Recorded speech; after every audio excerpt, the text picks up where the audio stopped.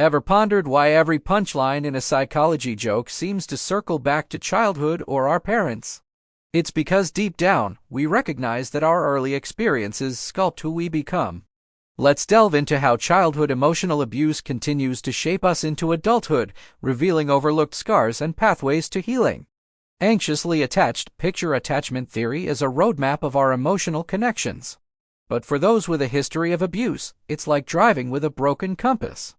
Anxiously attached individuals waver between self-doubt and distancing themselves, all due to unresolved traumas. Emotional stunting, emotional abuse isn't just hurtful words. It's a thief of emotional growth.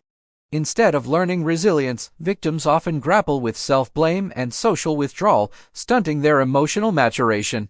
Self-destructive patterns. Imagine a childhood devoid of safety and security. It's a breeding ground for self-destructive habits. From addiction to low self-esteem, the aftermath of emotional abuse can be a battleground of internal struggles. Compromised quality of life. Unsurprisingly, childhood emotional scars cast shadows on our adult lives. Studies reveal a link between emotional abuse and a poorer quality of life. Yet, there's hope. Recovery is possible with resilience and support.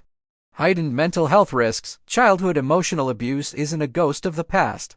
It's a specter haunting our mental well-being. The risk of depression, anxiety, and even PTSD looms large, reminding us of the lasting toll.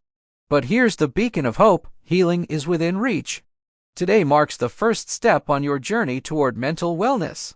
Don't let your past define you. Instead, let it fuel your determination to break free from its grip. Seek help, embrace your journey, and rediscover the resilience within. It's time to reclaim your narrative and pave a path to a brighter, emotionally fulfilling future.